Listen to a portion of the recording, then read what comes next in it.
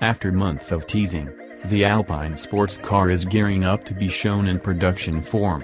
It will make its debut at the Geneva Motor Show next month. The latest photos released by Renault, Alpine's parent brand, show the new Alpine sports car being driven around the streets of Paris. However, to avoid stealing its own thunder, the car is still wearing camouflage.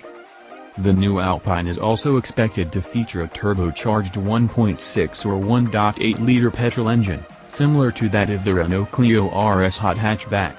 It'll be rear-wheel drive and should come with a dual-clutch automatic gearbox as standard, a similar configuration to the Alfa Romeo 4C. Like the 4C, the Alpine is expected to be a very light car.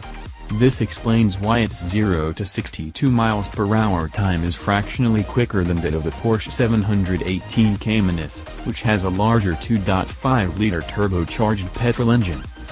Ordering one of the Alpine sports models is simple, if slightly unconventional, process.